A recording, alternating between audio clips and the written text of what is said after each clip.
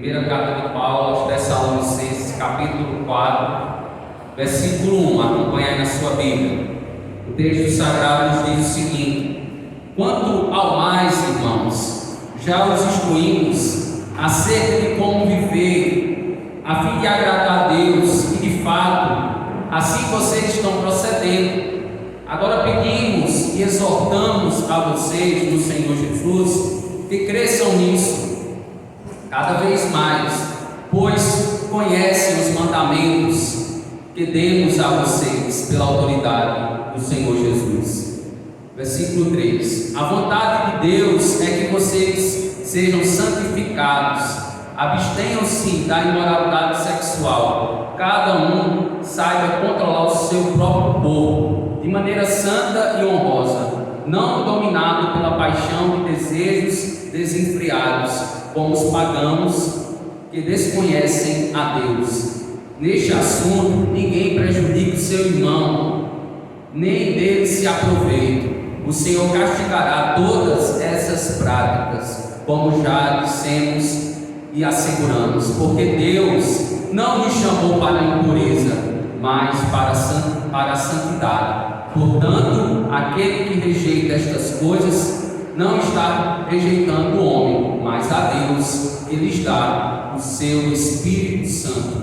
Pai, nessa noite, ó Deus, nós queremos colocar diante de Ti as nossas vidas, que o Senhor fale conosco por intermédio da Tua palavra, trazendo compreensão, entendimento, instrução, consolo, ademoestação. O Senhor confronte a fé que o Senhor nos deu, que o Senhor, em nome de Jesus Cristo, possa nos edificar enquanto povo Teu, enquanto igreja lavada e redimida pelo Teu sangue. Fomos comprados com um preço, ó Deus, alto, um preço que custou a vida do nosso Senhor e Salvador Jesus Cristo em favor das nossas vidas, pelo qual esse sacrifício é suficiente para perdoar os nossos pecados e nos dar uma vida reta e íntegra diante de Ti. Mas precisamos, ó Pai, nos separar daquilo que nós chamamos como aparência do mal. Como o texto aqui, ó Deus, é claro em dizer que nós temos uma responsabilidade na santificação, e que o Senhor nos deu, ó Deus, a cada dia um entendimento, a compreensão, que como Jó foi justo, reto e íntegro, e que se desviava do mal, que nós venhamos nos desviar de tudo aquilo que não, ó Deus, agrada ao Senhor, de tudo aquilo que entristece o Teu Espírito Santo, de tudo aquilo, ó Pai, que agride a Tua santidade. Em nome de Jesus, nos ajuda e nos capacita, ó Deus, dia após dia, nos livrando de todo mal, em nome de Jesus. Amém. Amém, meus amados. Eu creio que nós temos sido ricamente abençoados na medida que nós estamos estudando a primeira carta de Paulo aos Tessalonicenses.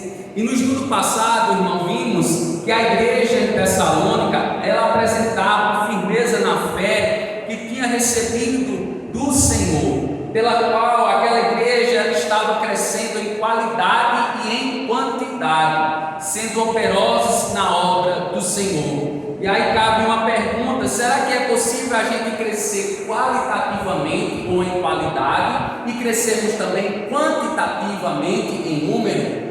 Nós, diante do que Jesus deixou registrado nos evangelhos, nós podemos afirmar, eu tenho convicção que é possível você crescer tanto em qualidade quanto em quantidade, porque Jesus, Ele nos salvou e tem um propósito nessa salvação, para que nós possamos fazer outros discípulos. Você tem a incumbência de gerar outro cristão, amém? Cada um de nós, no mínimo, a gente tem que ter isso em mente. Eu sou responsável e Deus me incumbiu com essa responsabilidade de gerar pelo menos um outro cristão, de discipular pelo menos uma outra vida, uma outra pessoa. Então, se todos nós tivéssemos pelo menos essa compreensão, que pelo menos um cristão, a gente tem a responsabilidade de gerar, de inculcar as verdades bíblicas, de instruir na verdade. Se a igreja é cristã, se a cristandade,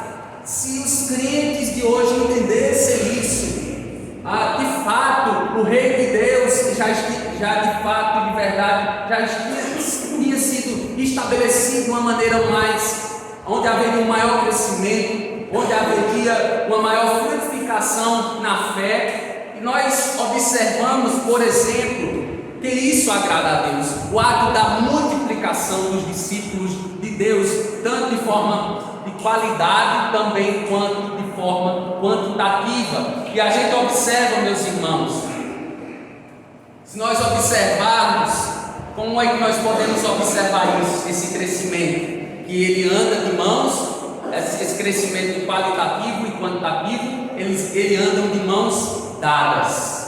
É como a linha do trem. A linha do trem nós temos 2 trilhos. Então esses 2 trilhos, eles andam em pareia ou paralelos um ao outro, e eles andam e têm um destino. E o destino, certamente, quando nós somos discípulos fiéis e fazemos a obra do Senhor, certamente o nosso destino inicialmente é a glória de Deus, o fim de todo homem é a glória de Deus, mas nós seremos com isso também galardoados, nós seremos com isso também recompensados. O galardão é o salário, é o pagamento de todo cristão que foi um cristão fiel e também zeloso na obra de Deus, que multiplicou as verdades de Deus neste mundo. Então nós observamos, por exemplo, a parábola dos talentos.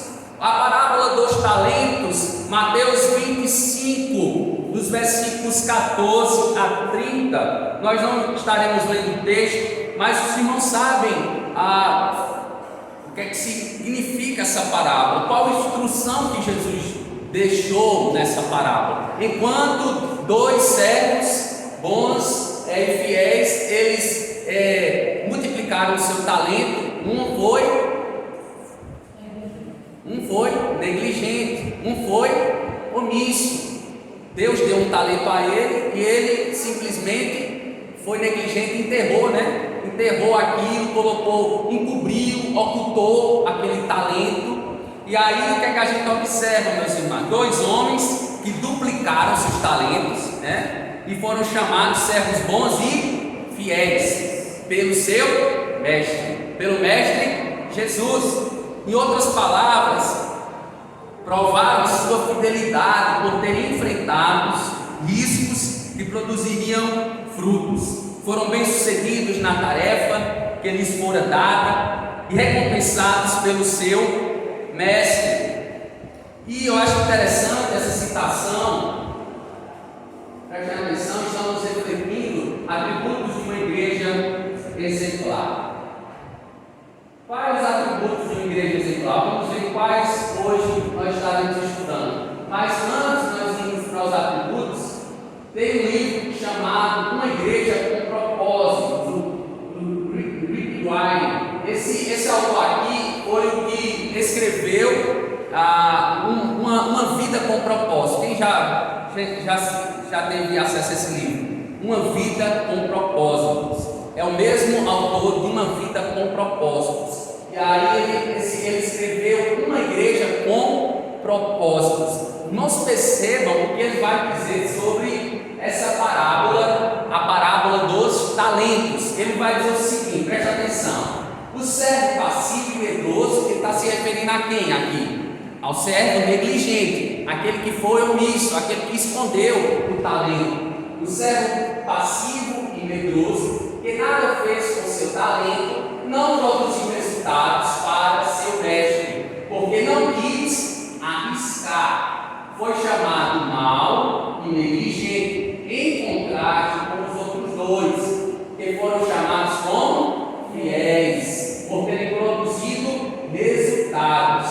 A moral da história é clara: Deus espera ver resultados. Nossa fidelidade é demonstrada por meio de nossos frutos. Amém? Então Deus requer de nós não somente fidelidade, mas Ele vai requerer de nós frutos, bons frutos e frutos de justiça entre os homens. Então, meus amados irmãos, nós devemos observar que esse Deus, Ele nos chamou com um propósito. E toda árvore que não produz frutos, o que acontece com ela? Meus irmãos,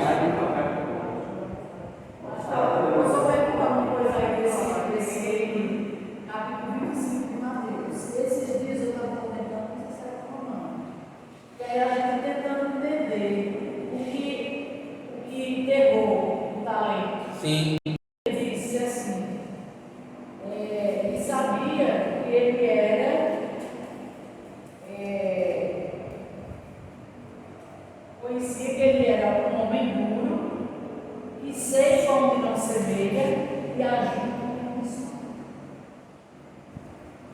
Aterrorizado escondido na terra da mãe. Qual versículo, irmão? Por favor. 24. 24. 24 diz assim.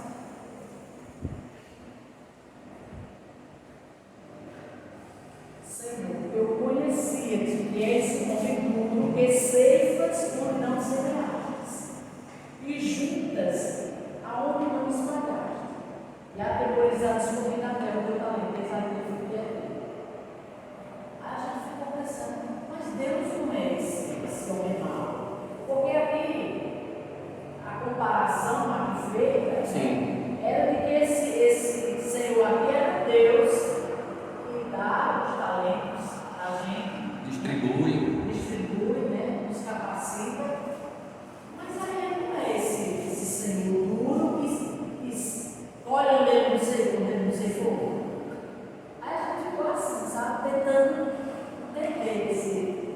Mas como é o caso de hoje, eu só estou dizendo ao Senhor que esse Senhor dá uma resposta em relação a isso. Sim. Entendeu? O versículo 23 diz assim: o Senhor respondeu, não é isso? Muito bem, servo bom e fiel. Você foi fiel no pouco, eu o porei sobre o muito. Isso.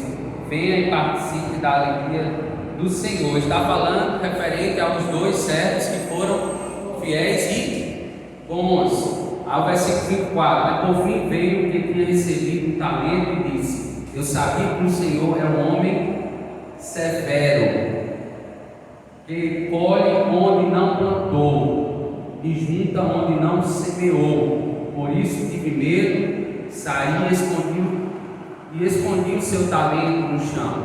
Veja, aqui está o que pertence ao Senhor. O Senhor respondeu: servo mau e negligente, você sabia que eu colho onde não plantei e junto onde não semeei? Pergunta, né? Então você devia ter confiado o meu dinheiro aos banqueiros, para que, quando eu voltasse, o recebesse de volta com juros.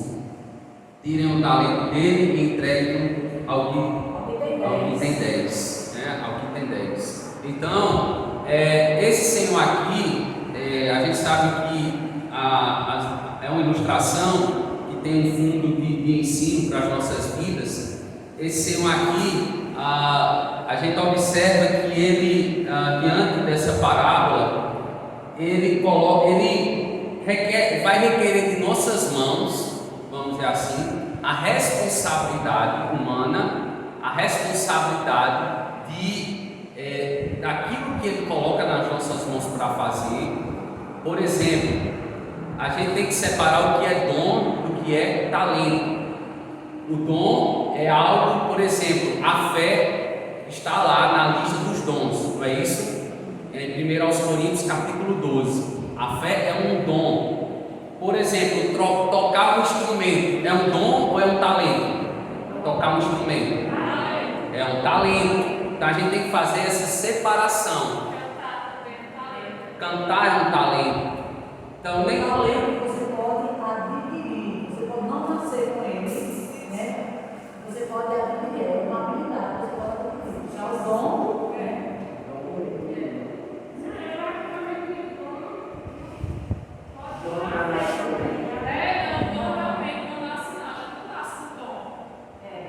mas esse dom aí que o pastor está falando não é o dom de Deus?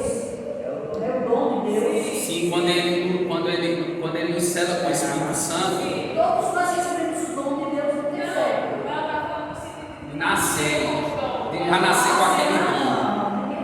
A gente nasce com os dons a partir do Espírito Santo que é selado em nós. Aí o talento é depois que a gente O talento está adquirido, né, com a prática, né? Por exemplo, eu estou aprendendo a tocar violão. Eu não tinha esse talento, eu estou desenvolvendo o talento, não é verdade? Por exemplo, Deus tem me dado o dom do ensino. O ensino é para a edificação. Então esse dom, Deus, a palavra do Senhor vai dizer que Deus, Ele dá quando Ele nos dá o Espírito Santo. Mas esse dom ele vai ficando mais evidente quando a gente reconhece que a gente tem aquele dom? Primeiro a gente tem que identificar, porque se a gente não identifica, como é que a gente sabe que tem um dom?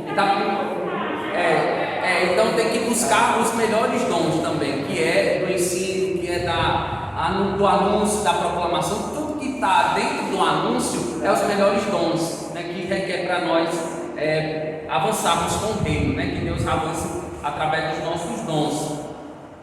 Então, se a gente for olhar para essa parábola, Deus ele vai requerer de nós esses talentos, esses dons que Ele nos deu, que é para a edificação do povo. Tem um fim, não tem um fim em si mesmo, não é para que os dons não são para nós propriamente dito, mas são para o nosso próximo.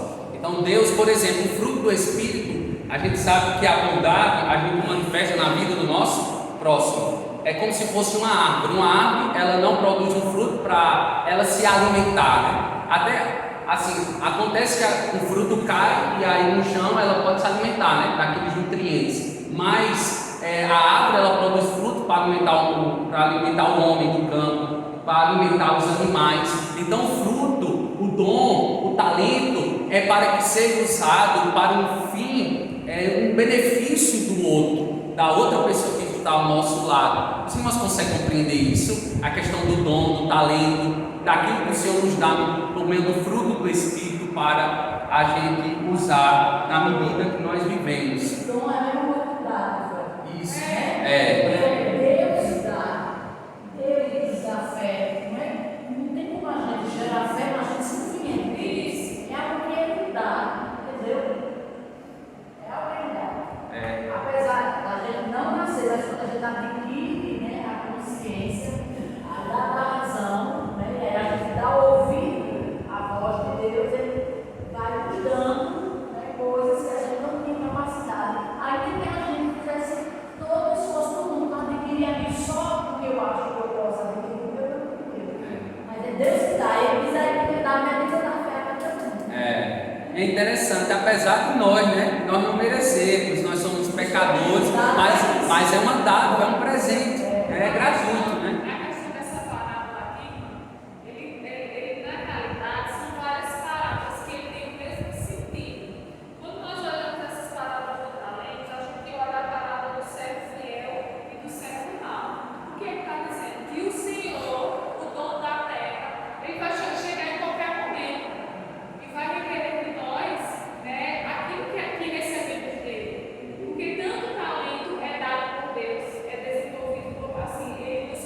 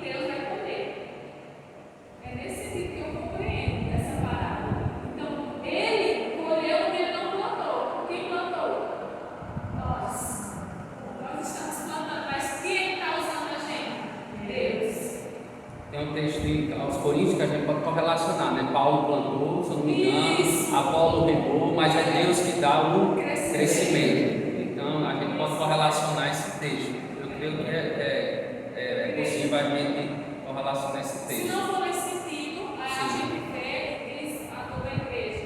Mas pelo que eu compreendi aqui nessa parábola é nesse sentido. Em que Deus ele nos dá os talentos para usar o reino dele, para a glória dele. Que ele vai requerer de nós. Isso. Ele é severo no sentido que ele vai cobrar. Isso. Prestação de conta, a prestação de conta vai chegar, né? Mas se abraçou todo mundo. Então, assim, a gente não pode ter uma vida relaxada.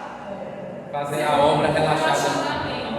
Porque Deus vai chegar um momento e vai ser assim, um piscar de olho. A gente tem que estar preparado. Tem que estar preparado. Então, a Bíblia diz, quando Jesus voltar, como é que ele vai achar a gente?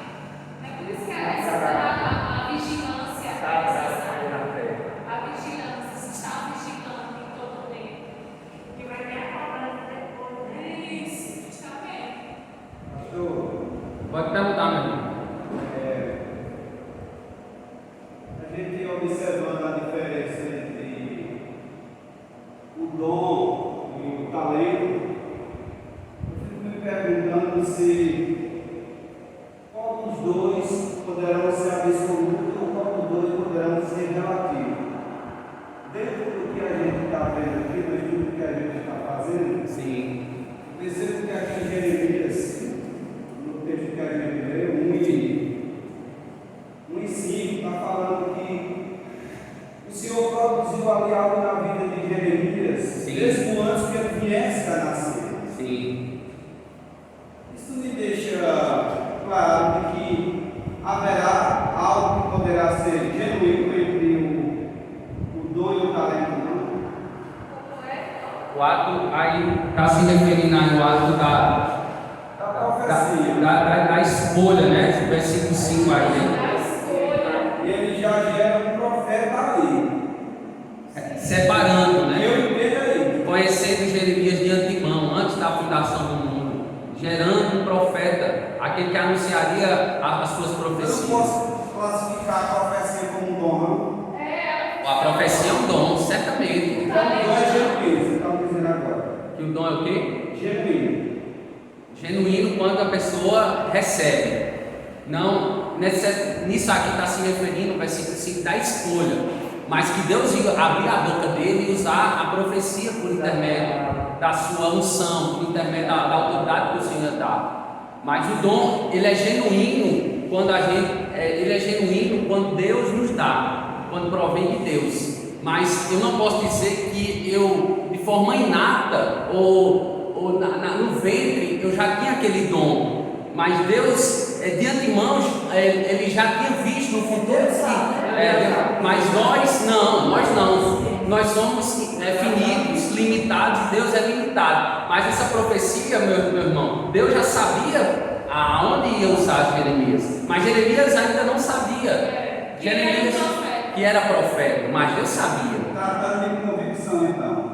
Isso, de convicção que vai desenvolver com o tempo. A convicção que Deus ia usar ele como profeta. O Senhor está falando de Jeremias, né? Essa convicção dele, né? Foi passada com o tempo, nessa convicção, essa certeza. Por exemplo, a vocação pastoral. Foi evidenciada. A vocação pastoral minha foi evidenciada, assim, Deus assim, mostrou nitidamente que ele me usar para ser um pastor em 2016. Mas antes, né, ele já tinha me dado um profundo interesse, desejo de me aprofundar. Lembrando que nas Sagradas Escrituras. eu quero entender. Sim, meu irmão, isso é muito válido. Mas o irmão entendeu? Entendi. Eu queria me convencer Sim. de que algo que eu fiquei convicto a partir de 6, 7 anos de idade, eu queria entender que aquilo ali foi um dom genuíno que Deus me deu. Eu queria entender se era isso, porque a partir daí eu já tinha convicção. A partir de 6 para 7 anos, eu tinha convicção de que eu via as coisas através de sonho. Aí eu quero aplicar isso como um dom. Sim, entendi. A gente não sabe medir, entendeu? Porque isso a gente é caso, eu acho que cada caso é um caso. Irmão, entende? A gente não tem como a gente medir se de fato Deus já tinha evidenciado na sua vida, se Deus já tinha lhe salvado, 7, 8 anos, né? Que o senhor está dizendo? Eu acho que sim, mais ou menos 6 a 7 anos. Quando Deus salva, ele administra e dá um dom para nós. O dom da profecia não necessita de visões, né? O irmão está falando de sonhos, não é isso? Sim. Então, é possível que nesse tempo aí que o irmão foi salvo, foi convertido, né? Teve um encontro genuíno com Cristo. Deus já tinha evidenciado isso, mas aí com o tempo essa convicção não foi aumentando, essa certeza. Com certeza. Então é dessa forma. Quando Deus salva, ele dá o dom, entendeu? Quando Deus salva, quando Ele converte o nosso coração. Amada Silvia. Agora eu comecei a pensar que Deus, Ele escolhia, né? Aqueles lá, José, quando Ele chama, Deus ficava com surpresa, né? Então, isso quer dizer assim, pelas histórias que leio na palavra, que ele não sabia ainda, ele não sabia, né? Ele podia até nascer daquele povo, né? Mas ele não sabia que era o escolhido de Deus, ele sabia a capacidade, tinha certeza da capacidade de Deus. É tanto que, ó, como a senhora está bem disse aí, Madre Cida, é tanto que Jeremias ele se surpreende, né? Quando ele se depara com essa convicção, ele questiona: Senhor, eu sou jovem, eu não sei falar. A gente percebe Moisés, né? Alguns estudiosos vão dizer que ele era gago, né? Ele era pesado de falar. Então, mas Deus, ele dá essa convicção e é Deus que capacita. Por exemplo, ele levantou Arão, né, para auxiliar o dom que ele deu a Moisés de profecia, de ser o libertador da antiga aliança. Então ele usou Arão, né? Arão foi um instrumento no ministério de Moisés. Então ele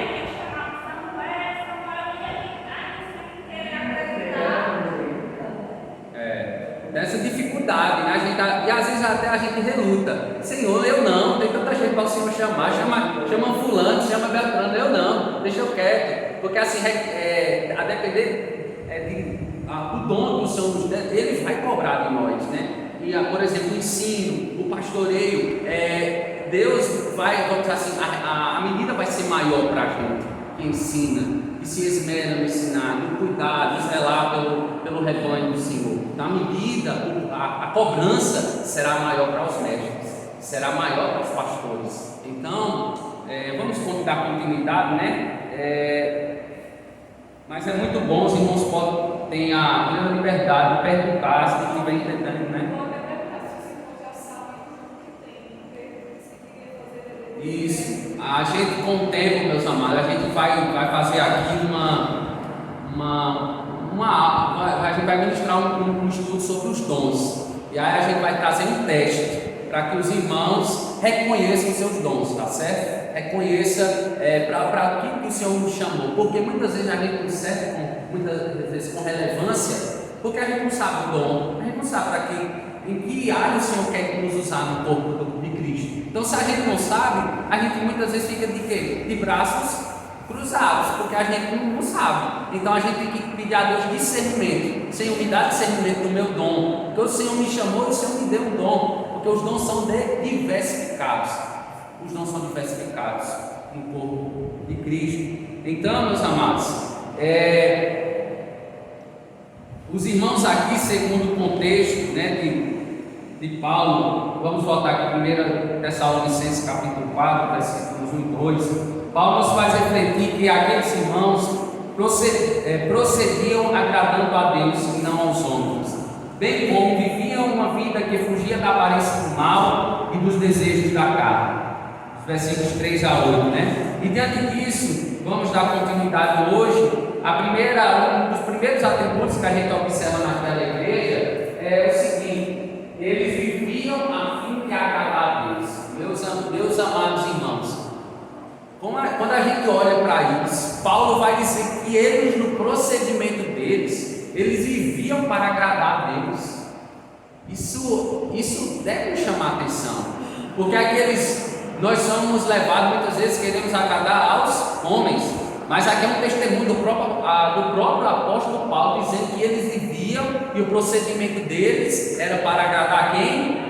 a Deus, né? Quanto ao mais, irmãos, já os instruímos acerca de como viver a vida e agradar a Deus, e de fato, assim vocês estão procedendo. Agora lhes pedimos e exortamos no Senhor Jesus, que cresçam nisso cada vez mais, pois vocês conhecem os mandamentos que lhes demos pela autoridade do Senhor Jesus. Então Paulo louva a Deus pela igreja em Tessalônica, pelo progresso alcançado no aprendizado de como agradar a Deus àqueles irmãos. Mas ele faz um clamor, aí ele levanta um clamor, é como se Paulo tivesse levantado um clamor dizendo: prossigam, crentes em Tessalonicenses. E aí, aplicando para nós: prossigam, crentes da IMEB, de Serrita, prossigam em agradar a Deus. Então Paulo conhecia a necessidade de continuar crescendo e avançando. Alguém pode ler para mim Filipenses capítulo 3, versículo 13. Filipenses capítulo 3, versículo 13.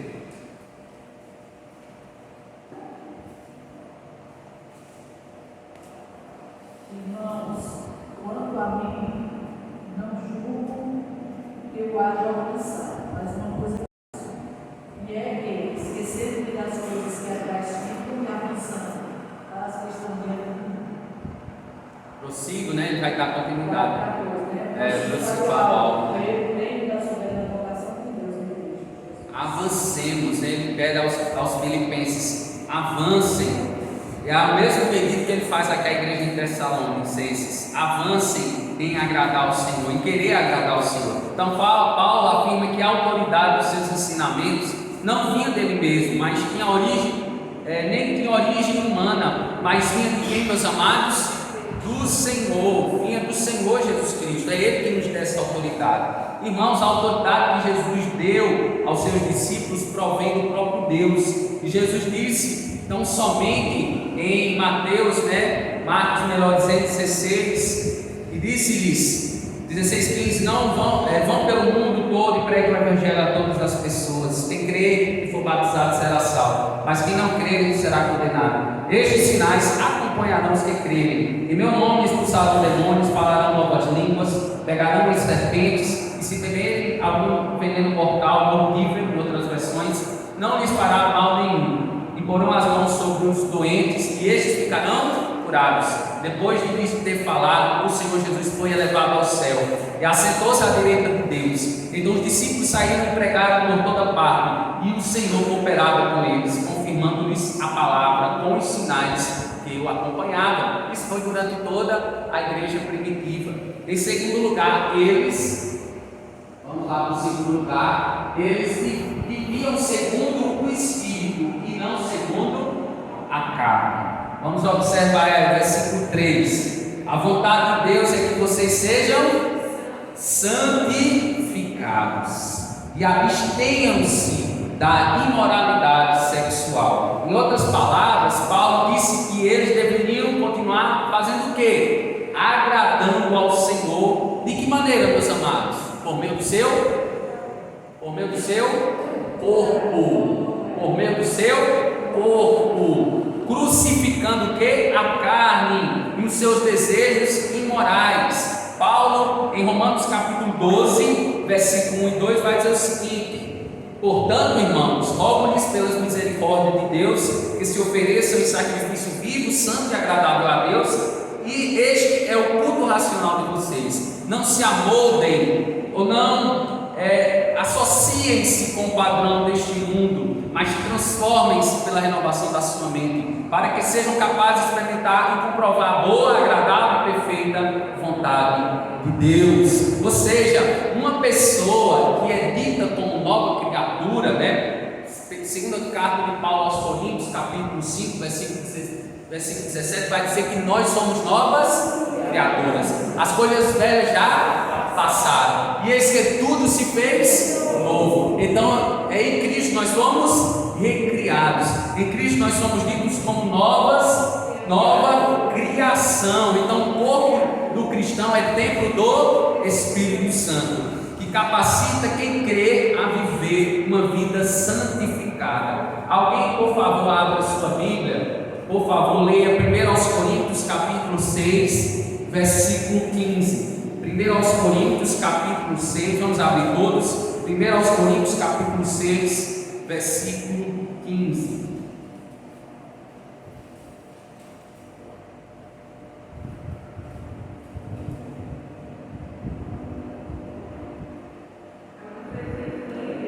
É 6,15, irmã, 6,15.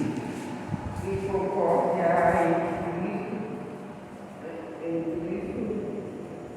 em Cristo Belial ou Pá. É 6,15, irmã Lenira. 1 Coríntios capítulo 6, versículo 15. Não sabeis que os vossos povos são meus, tomai, misturar água e mesmo não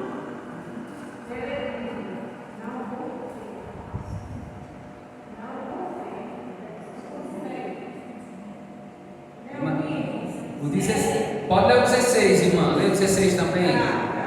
Ou não saber que o que se ajunta com a meretriz faz-se pouco com ela, porque serão os dois numa só carne, mas uma só carne. Aí o versículo 17 diz assim: mas aquele Aquele que ajunta com o Senhor é o Isso. mesmo Espírito. com ele. Aí ele vai dizer o que? O versículo 18: fujam da imoralidade sexual, não é isso?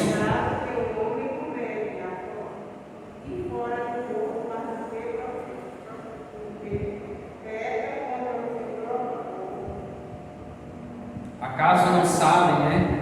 Que o corpo de vocês é santuário do Espírito Santo, que habita em vocês, que lhes foi dado por Deus e que vocês não são de vocês mesmos? Vocês foram comprados por alto preço. Portanto, glorifiquem a Deus com o seu próprio corpo. Então, meus amados irmãos, quem vive segundo o Espírito não é dominado pela sua carne. O cristão que vive na imoralidade sexual precisa urgentemente de oração e de muita ajuda, porque tem casos, meus amados, que não haverá libertação se não houver confissão de pecado. Se não houver confissão, inicialmente não tem como ser tratado o pecado. Tem que haver confissão, tem que haver abandono para que nós, e arrependimento, para que nós sejamos com isso, ou tenhamos com isso a misericórdia de Deus nas nossas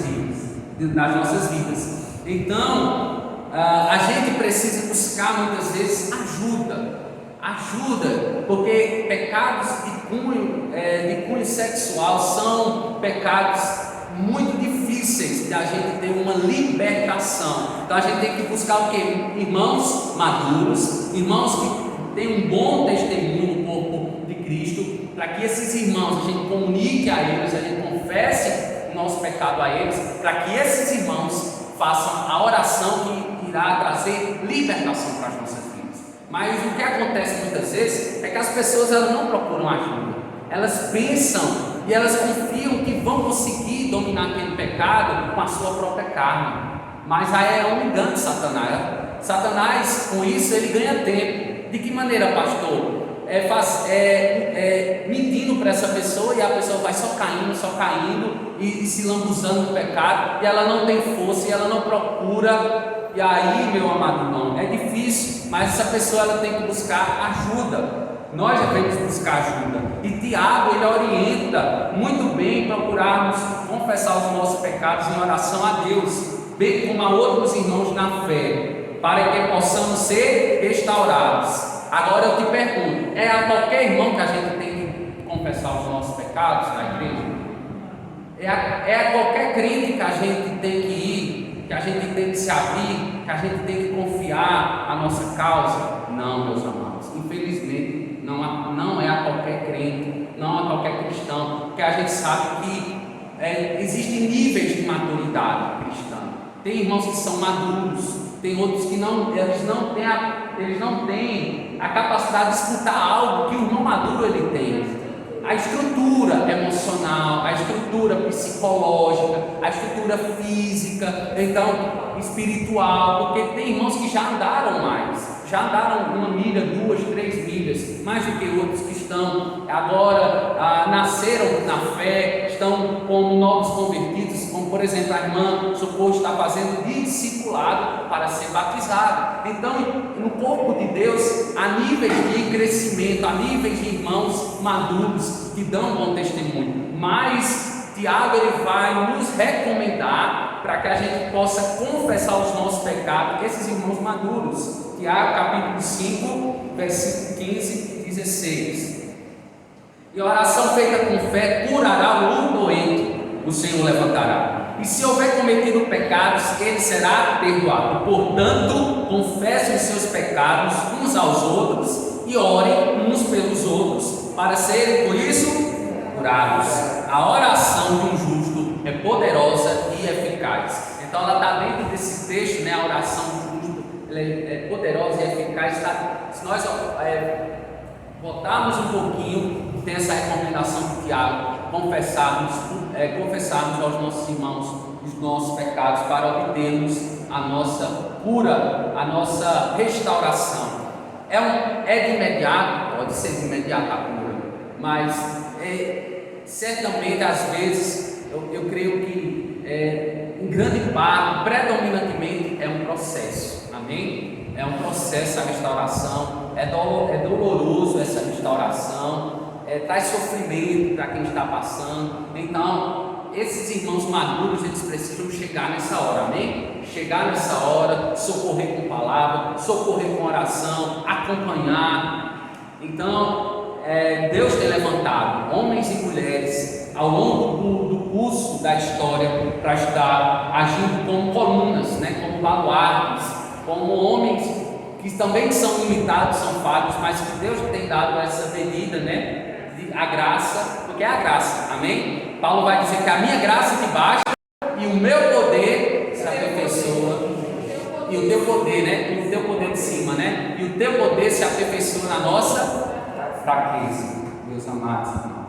Então Paulo vai dar continuidade dizendo, observa aí versículo 4 e 5: cada um saiba controlar o próprio corpo de maneira santa e honrosa, não com a paixão de desejo desenfreado, como os pagãos que desconhecem a Deus. Ou seja, Paulo disse aqui que cada cristão, diante da sua responsabilidade humana, da sua livre agência, domina a sua natureza adâmica. Aí você me pergunta, pastor, é possível dominar minha natureza adâmica? Será que é possível a gente dominar a nossa natureza adâmica? Bom, o que foi que Deus disse a Caim, meus amados irmãos? Alguém lembra o que Deus disse a Caim? O desejo bate na tua porta, o desejo pecaminoso. Mas cabe a você fazer o que, Caim? Cabe a você dominar o desejo pecaminoso. É possível sim, não sozinho, mas com o Espírito Santo é possível.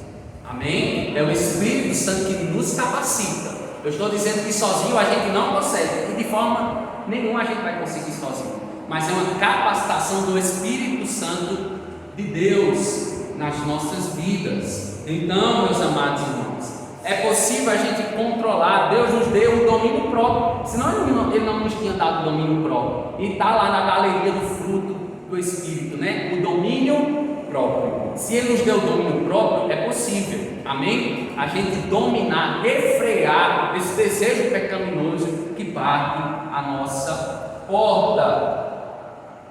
E não, esse desejo, muitas vezes, é um desejo não refreado, é desenfreado, porque é a carne, né, que milita contra a ação do Espírito. Tem gente que é semelhante, como o salmista vai dizer, alguém pode ler para mim, Salmos 32, versículo 12. Vamos ver como é que Deus ele vai comparar esse desejo desenfreado numa pessoa. Como Deus compara essa pessoa? Perceba a comparação de Deus. A comparação de Deus neste versículo 32, Salmo 32, versículo 12. Até o 31, né? Não, 32 não.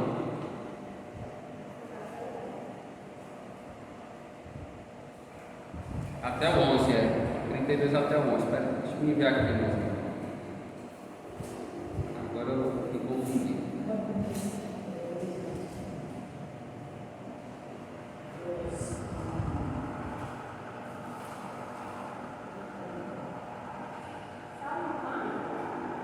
Deixa eu me enviar aqui, irmã. É o 32 mesmo, é que eu errei o versículo. É o versículo 9. Pode ler, irmã Mãe, versículo 9. Não sabeis como o cavalo, nem como. É esse mesmo. Isso. Não sejais como o cavalo, nem como a mula, pelo entendimento. Cuja boca precisa ficar trecho e estreito, para que não se atreva. Perceba o que vai dizer. De outra sorte, eles não obedecem. O cavalo e a mula, ela precisa de quê? Do freio. Ela precisa do cabresto. Porque de outra sorte, ela não obedece, porque ela não tem entendimento. Ou não busca ter entendimento, porque é um ser irracional. Ela pode ser domesticada. De forma domesticada, ela pode obedecer ao seu Senhor.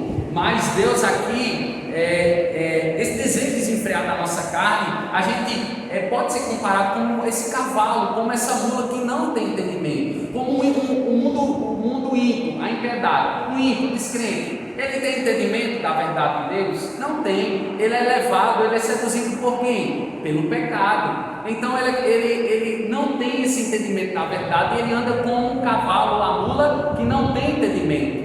Porque de outra sorte ela não obedece. Se não tiver o cabresto, se não tiver o freio, ele não vai obedecer. Precisa ter alguma coisa mecânica para estar de alguma maneira freando. Então isso é o que acontece conosco. Deus, nós tínhamos desejos, concupiscência da carne, concupiscência dos olhos, a soberba da vida, mas Deus, Ele nos freou, Ele nos deu esse domínio próprio. Nós andávamos em desobediência, andávamos em rebeldia contra o Senhor. A gente percebe que Israel se prostituiu com deuses, com os deuses estrangeiros. Por exemplo, Jeremias ele foi usado com boca de Deus para exortar Israel. Voltem-se, Israel, voltem-se ao povo que está agindo como uma prostituta, está traindo Deus da aliança de vocês com os outros deuses, fazendo imagem de escultura, caindo no pecado da idolatria, da rebelião, adorando, deixando de adorar o Criador para adorar a criatura. Então foi isso o contexto de Jeremias. Mas o mundo aí, ele vive nesse refreio. Só Deus pode refrear essa ignorância nossa, essa falta de entendimento nossa. Então, irmãos, Paulo aqui ele está tratando um assunto referente à sexualidade.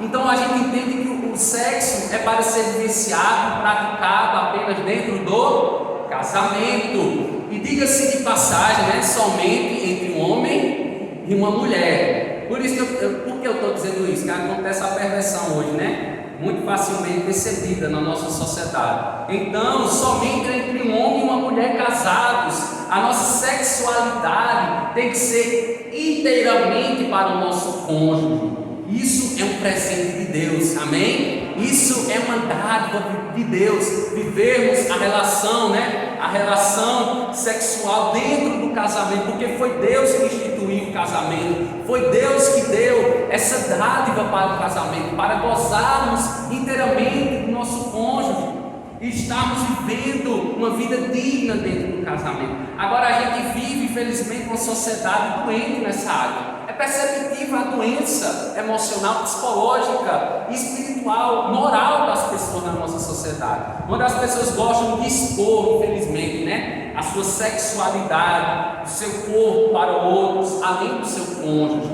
Isso é uma vergonha, isso é uma coisa de gente, infelizmente, libertina, imoral, carnal, mas nós não devemos proceder assim, amém, igreja? Nós não devemos proceder assim. Nós devemos vestir com modéstia, de forma equilibrada, de forma moderada, amém? Que nós possamos nos vestir e mostrar o nosso corpo moderadamente. A nossa sexualidade é de fórum íntimo. O que é isso, pastor? O que é fórum íntimo? É secreto a nossa sexualidade, é privada ao nosso cônjuge, no leito sem mácula, dentro do parâmetro conjugal. E Paulo utilizou, por exemplo, no versículo 5, a expressão como os pagãos.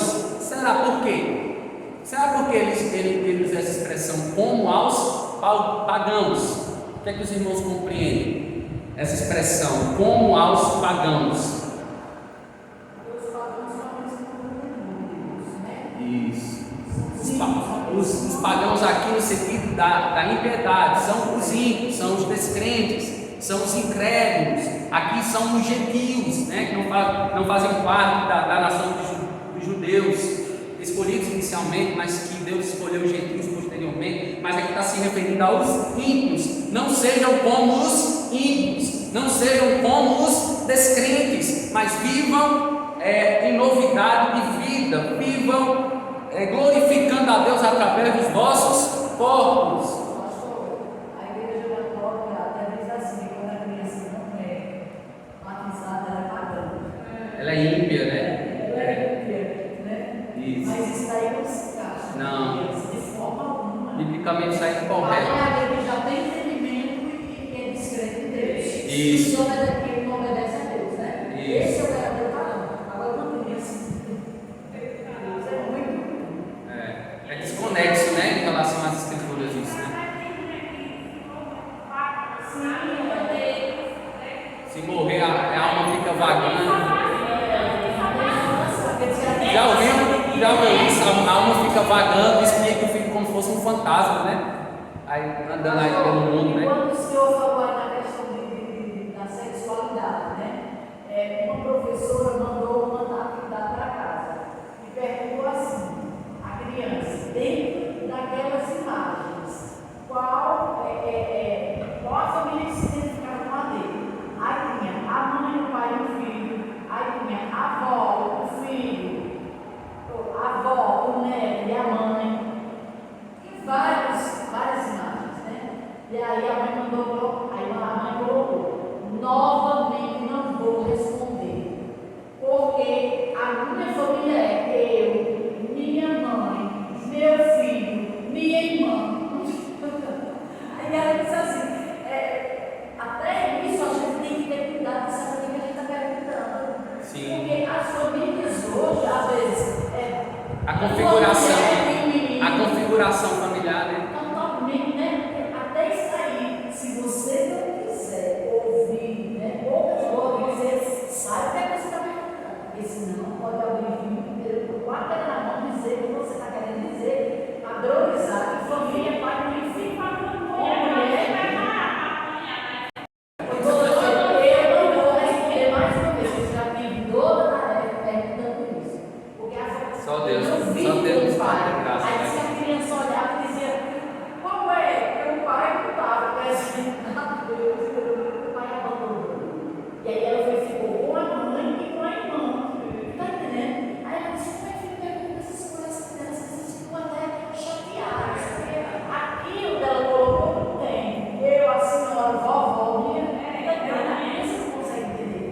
Aí diz, essa daqui. Aí diz, não, mas essa é do pai. Cadê o pai? Isso não está.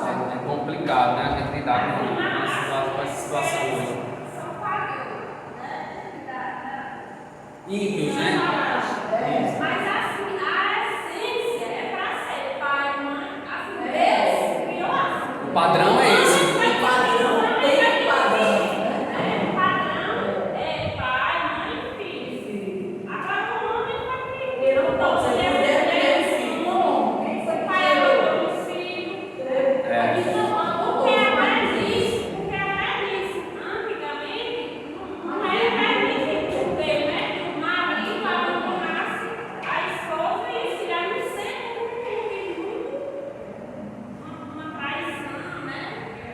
Mas ela não seria que era metade. Até o fim. Amém. Vamos concluir, né? Versículos 6 e 7. Vamos concluir em nome de Jesus.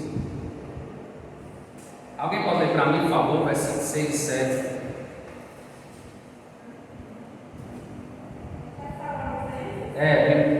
Ninguém oprima ou engana seu irmão. Isso.